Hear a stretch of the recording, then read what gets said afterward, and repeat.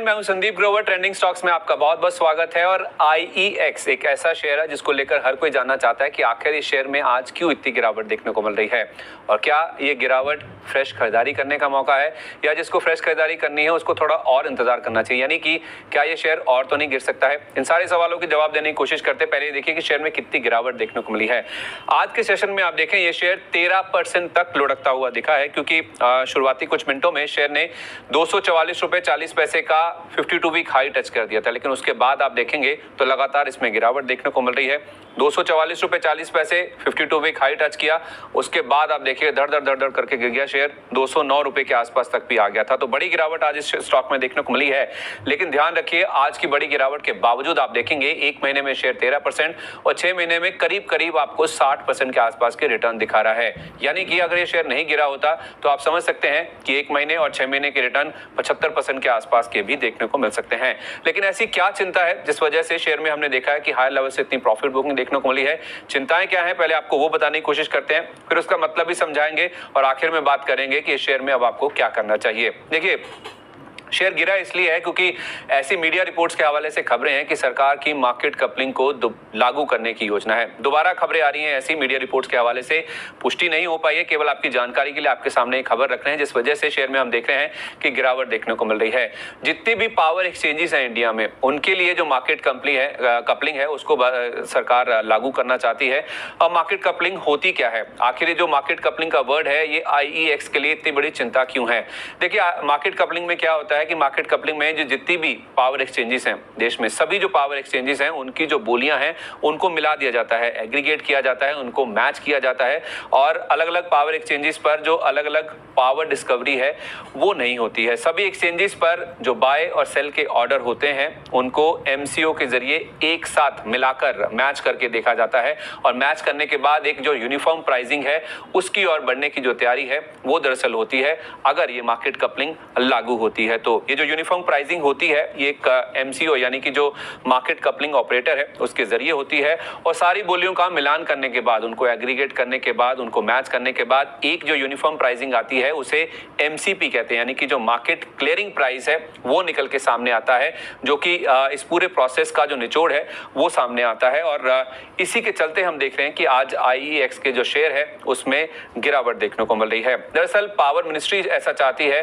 कि ये जो पूरा प्रोजेक्ट है उसे जल्द से जल्द लागू किया जाए और इस प्रोजेक्ट को लेकर जो इनिशियल स्टडी है, जो पायलट स्टडी है, उसको जल्द से जल्द पूरा किया जाए। इसको इंश्योर करने के लिए पावर मिनिस्ट्री ने दरअसल एक गुजारिश भी करी है और जो ग्रिड कंट्रोलर ऑफ इंडिया, जो कि ग्रिड इंडिया के नाम से जिसे हम जानते हैं, उससे पावर मिनिस्ट्री की ओर से गुजारिश की गई है कि अपनी जो पायलट स्टडी है इस प्रोजेक्ट को लेकर आप उसे जल्द से जल्द पूरा कीजिए ताकि इसको लागू किया जा सके। माना जा रहा है कि सरकार की ये जो नई व्यवस्था है उसको या तो इस वित्त वर्ष के एंड तक या तो फिर अगले वित्त वर्ष की शुरुआत में, यानी कि FY 26 की शुरुआत में लागू किया जा सकता है। और ये जो नई व्यवस्था है, ये जो पायलट स्टडी है पूरी होने के बाद इस सेक्टर का जो रेगुलेटर है CERC, जिसे हम रेगुलेटर के तौर पे जानते हैं, सेंट्रल इलेक्ट्रिसिटी रेगुलेटरी कमीशन, इसकी ओर से जो फाइनल फैसला है वो दरअसल लिया जाएगा। और सरकार दरअसल ये चाहती है कि देश में जो और भी पावर एक्सचेंजेस हैं उनको बढ़ावा मिले, नई पावर एक्सचेंजेस आए और मौजूदा जो फॉर्मेट है जिसके जरिए PPS होते हैं, जो पावर परचेस एग्रीमेंट होते हैं, जो कि 25 साल के लॉन्ग टर्म एग्रीमेंट्स होते हैं,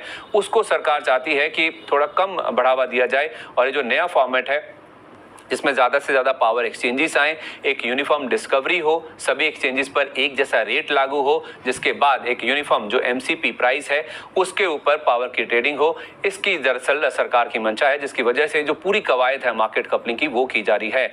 लेकिन IEX के लिए इतनी बड़ी चिंता क्यों है? देखिए, अगर आप मार्केट कपलिंग की बात करते हैं, फिलहाल आप पहले स्थिति समझिए कि IEX की स्थिति क्या है। देश में जितनी भी पावर ट्रेडिंग होती है उसमें 90% के आसपास का हिस्सा अगर आप देखेंगे वो IEX का ही है, यानी कि जितनी भी पावर ट्रेड होती है उसमें अगर आप देखेंगे जो IEX है वहां पर 90% ट्रेडिंग इसी एक्सचेंज पर होती है और जो बाकी एक्सचेंजेस हैं उन पर अगर आप देखेंगे तो 10% हिस्सा बचता है। तो ना के बराबर ट्रेडिंग जो है, जो बाकी पावर एक्सचेंजेस हैं इंडिया में, उनके ऊपर देखने को मिलती है। तो इसकी ऑलमोस्ट मोनोपोली या फिर एकाधिकार की स्थिति है जो कि छिनती हुई नजर आ सकती है। क्यों छिन सकती है? क्योंकि कपलिंग शुरू होने से एक्सचेंज पर जो ज्यादा बिजली की ट्रेडिंग है वो होती हुई नजर आएगी। तो अगर एक्सचेंजेस पर ज्यादा ट्रेडिंग होगी तो जाहिर सी बात है जो अन्य एक्सचेंजेस हैं उनकी भी भागीदारी बढ़ती हुई दिखेगी, उनका कारोबार भी बढ़ता हुआ दिखेगा, यानी कि उनका जो मार्केट शेयर है वो बढ़ता हुआ दिखेगा।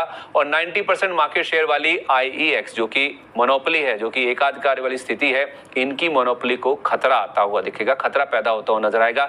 इनका मार्केट शेयर कम होता हुआ दिखेगा अगर ये मार्केट कपलिंग लागू हो जाती है, जैसा कि सरकार की मंशा है। और मीडिया रिपोर्ट्स के हवाले से खबर आ रही है कि सरकार ये चाहती है कि इसे जल्द से जल्द लागू किया जाए इस वित्त वर्ष के अंत तक, या फिर अगले वित्त वर्ष की शुरुआत में इसे लागू किया गया तो जाहिर सी बात है फिर इस कंपनी की जो मोनोपोली है, एकाधिकार की जो स्थिति है, वो खतरे में आती हुई नजर आएगी। मार्केट शेयर घटना बाजार कभी पसंद नहीं करेगा, जिस वजह से हम देख रहे हैं कि शेयर में आज 52 वीक हाई जरूर लगा, लेकिन बाद में हायर लेवल से प्रॉफिट बुकिंग भी हावी होती हुई नजर आ रही है। अब हर किसी के मन में सवाल यही है कि अब अगर भागीदारी बाकी लोगों की बढ़ेगी, नए एक्सचेंजेस आती हुई दिखेंगी, इस कंपनी का एकाधिकार कम हो जाएगा, तो क्या इस शेयर को बेच दें या फिर ये जो गिरावट हो रही है ये एक खरीदारी करने का मौका है? तो हमने मार्केट एक्सपर्ट संतोष सिंह जी से बातचीत करी। उनका ये कहना है कि ये जो गिरावट देखकर आप एकाएक इसमें खरीदारी के लिए ना उतर पड़े। अगर आपके पास पहले से पोजीशन है तो आप थोड़ी सी मुनाफा वसूली इसमें कर सकते हैं। अगर आपको खरीदारी करनी है तो आपको थोड़ा सा सब्सटेंशियल करेक्शन का वेट करना होगा। सब्सटेंशियल करेक्शन मतलब कि कम से कम 15 से 20% शेयर गिरे तो आप इसमें खरीदारी करके चलें। 160 से 170 रुपए की रेंज है जो कि उन्होंने सुझाई है, जहां पर आप खरीदारी कर सकते हैं। और अगर आप मौजूदा निवेशक हैं तो आप 204 रुपए का स्टॉप लॉस लगा के इसमें होल्ड कर सकते हैं। पहले तो अगर आप मुनाफा में हैं तो थोड़ा सा आप अपनी पोजीशन को बुक कर लीजिए, मुनाफा वसूली कर लीजिए। बाकी पोजीशन के लिए आप 204 रुपए का स्टॉप लॉस लगाएं।